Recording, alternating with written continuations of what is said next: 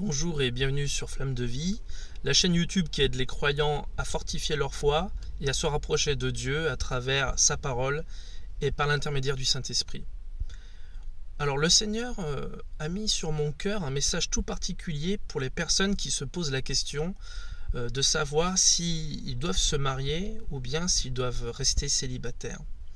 Alors il faut savoir que dans la Bible, et particulièrement dans la première épître que Paul écrit aux Corinthiens au chapitre 7, la parole nous parle de deux bénédictions majeures dans la vie du croyant, que sont le mariage, mais aussi le célibat.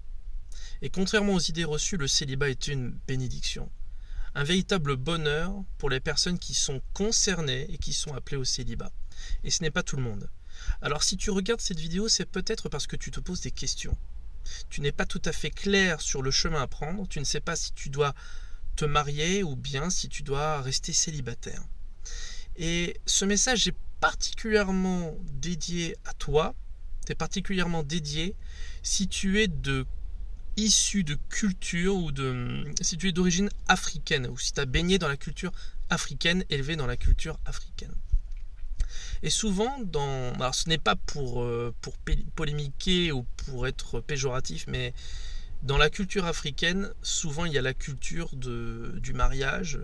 Beaucoup de personnes souffrent du fait de ne pas être mariées, et c'est quelque part, le mariage est ressenti un peu convoité comme un Graal, désolé de l'expression, mais comme une coupe très importante à obtenir, et comme si la vie personnelle, le futur, était déterminé par sa capacité à se marier. Or, dans certaines familles, les conseils qui sont prodigués, parfois bons, parfois mauvais, ces conseils se transforment souvent en pression, et les pressions génèrent énormément de souffrance. Et si c'est ton cas aujourd'hui, sache que le Seigneur te réserve beaucoup de bénédictions et également des réponses à tes questions au travers de cette vidéo et de ce message. Alors, pourquoi le choix est difficile? Eh bien, tout simplement, si tu te demandes si tu dois te marier ou si tu dois rester célibataire, c'est parce que tu n'es pas clair sur toi-même. Et la question que le Seigneur veut te poser aujourd'hui, c'est: est-ce que tu te connais vraiment? Est-ce que tu sais qui tu es? Connais-tu vraiment tes désirs, tes besoins? Et sais-tu le chemin que tu dois emprunter? Et le Seigneur tient d'abord à te rassurer, mais aussi à te donner un premier conseil. Et ce premier conseil, c'est: ne te laisse pas influencer d'aucune manière par les hommes. Quand je parle des hommes, je parle des hommes, des femmes, des humains. Ne te laisse pas influencer par les hommes, mais laisse-toi plutôt guider par le Seigneur. Est-ce que tu connais véritablement les désirs de ton cœur? Ta souffrance est-elle générée par les remarques, les critiques, ou bien alors tes désirs, tes besoins sont générés par une conviction intérieure? La deuxième chose à faire, c'est de t'écouter. Écoute-toi. Sois confiant, sois confiante et laisse-toi guider par Dieu. Parce qu'en te laissant guider par Dieu et en tournant tes regards vers Christ, vers Jésus, si tu es converti, eh bien l'Éternel confirmera ce que tu as dans ton cœur. Et s'il y a une absence de paix, c'est déjà un premier indicateur que ce que tu envisages de faire n'est pas forcément bon pour toi. D'accord? Alors, je vais te parler des avantages et des inconvénients qui incombent aux deux statuts, que sont le mariage et le célibat, et je vais commencer par le célibat. Alors le gros avantage lorsque tu es célibataire, c'est ta liberté. Tu as une liberté d'action, une liberté de décision incomparable. Ce n'est pas le cas lorsque tu es marié. Lorsque tu es célibataire, tu es libre de ton temps. Tu es libre de choisir ce que tu veux.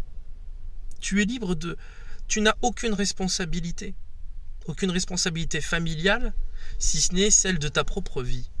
Et ça permet déjà de souffler énormément. Ça permet de souffler, le fait d'être libre permet d'être aussi rassuré et de pouvoir, si ton cœur en est épris, le fait d'être célibataire te permet d'être consacré beaucoup plus facilement à Dieu que lorsque tu es lié à un conjoint. On en parlera un petit peu plus tard. Et le fait d'être célibataire, c'est énormément d'inquiétude en moins, du stress en moins. C'est un repos supplémentaire, un repos de l'âme.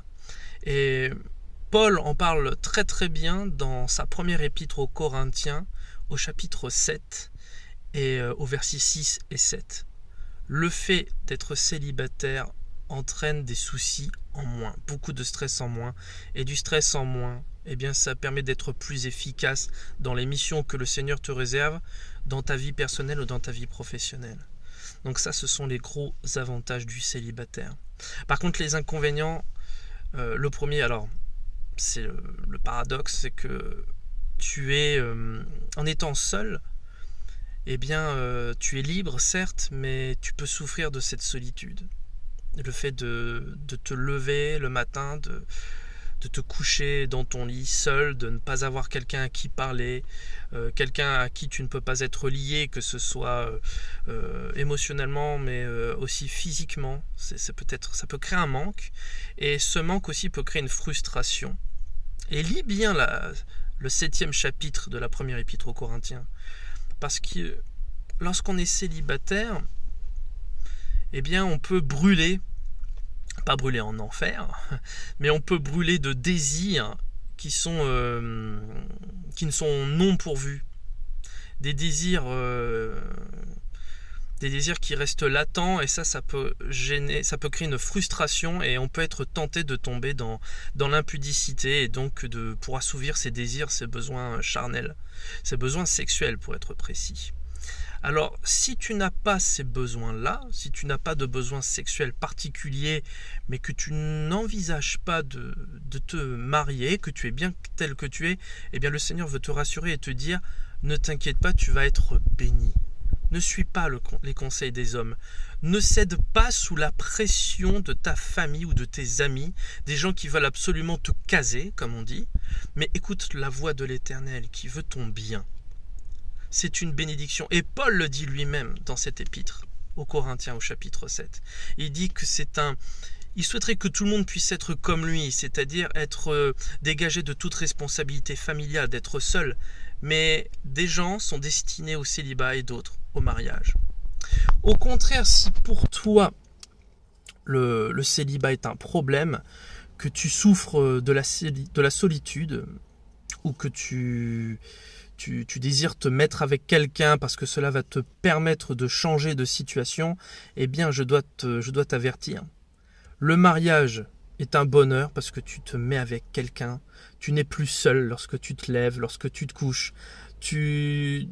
Sexuellement, c'est quelque chose de magnifique aussi lorsqu'on s'entend avec son conjoint et qu'on est guidé par Dieu dans le choix de son conjoint. Et là, attention aussi, je tiens à avertir, ne prête pas grandement attention à certaines prophéties d'hommes, parce que beaucoup de personnes prophétisent sans être prophètes, mais se contentent simplement d'apporter une prophétie dans le sens d'encourager, d'exhorter, sans avoir reçu le réma de Dieu. Et ces personnes-là peuvent créer du dégât, et tu peux te laisser tenter par cette prophétie qui ne résonne pas véritablement en ton cœur, mais qui excite tes sentiments, et c'est ainsi qu'on fait de mauvais choix et qu'on se met avec la mauvaise personne. Les conséquences après sont vraiment très difficiles, nous allons en parler. Alors le mariage, quand on choisit la bonne personne et qu'on se laisse guider forcément par Dieu, et c'est important de tout remettre entre les mains du Seigneur, et bien le mariage est une bénédiction également. J'en parle moi personnellement, ça fait plus de 12 ans que je suis marié, je me suis marié plutôt jeune, et je vis des moments magnifiques. Je ne suis pas seul, forcément. Je vis des moments de partage, des moments de bénédiction, des moments d'amour dans l'âme et d'amour physique, charnel, bon, mais sans que cela soit néfaste pour ma vie spirituelle. Bien au contraire, il y a une bénédiction dans la sexualité du couple, je dis bien du couple marié, je précise, puisque toute sexualité en dehors du couple marié est considérée dans certains cas comme une fornication, comme un adultère, en tout cas de l'impudicité, de l'impureté sexuelle. Et ça entraîne des conséquences vraiment désastreuses, des malédictions, j'en parle clairement. Il suffit de lire sa Bible pour en avoir un aperçu. Alors les avantages aussi de la vie de marié, de mariés et eux, eh bien c'est parce que c'est que tu peux avoir une descendance, tu peux transmettre un héritage, un héritage culturel, un héritage d'éducation, un héritage financier, et ce sont des moments aussi de partage magnifiques puisque tu portes du fruit physiquement, c'est-à-dire que tu as des enfants. J'ai 2 enfants, je peux en témoigner aussi, c'est quelque chose de merveilleux. Le fait de les voir grandir, de pouvoir répondre à leurs questions et de les conduire, de les mener à Dieu, c'est quelque chose de très satisfaisant en tant que père et donc en tant que mère aussi. Voilà, il y a beaucoup de femmes, je le sais, qui ont ce désir, même depuis toute petite, d'être maman.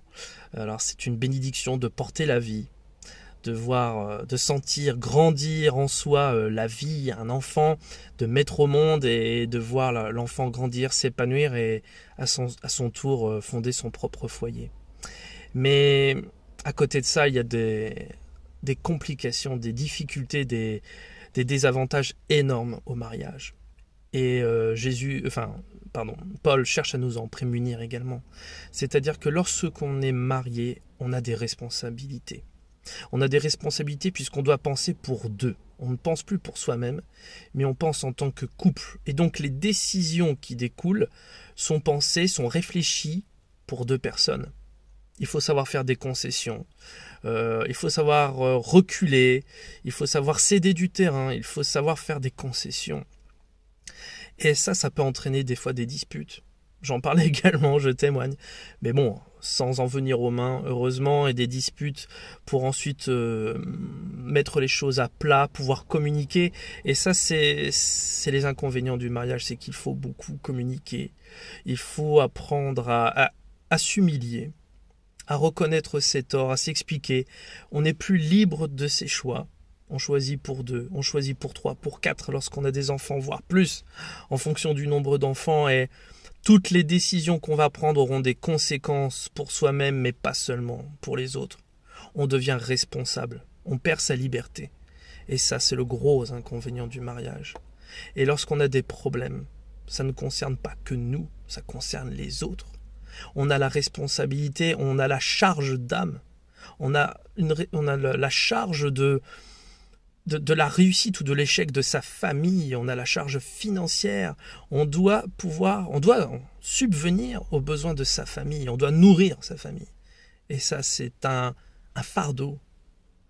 Je le dis, le mariage est un fardeau et tout le monde ne peut pas le porter. Alors réfléchis bien, est-ce que c'est ça que tu veux dans ton cœur? Réfléchis bien. Est-ce que tu te sens capable, ou plutôt, est-ce que tu as l'envie d'être marié, d'être responsable d'une famille, être chargé de famille, que tu sois homme ou femme en fonction de ce que Dieu met dans ton cœur? Réfléchis bien. Ne cède pas aux paroles des hommes. Mets toute chose devant la parole de Dieu. Prie en langue, agenouille-toi, humilie-toi devant l'Éternel, l'Éternel saura te rassurer, te répondre. Et au contraire, si tu veux rester célibataire, eh bien, je te dis, c'est une bénédiction.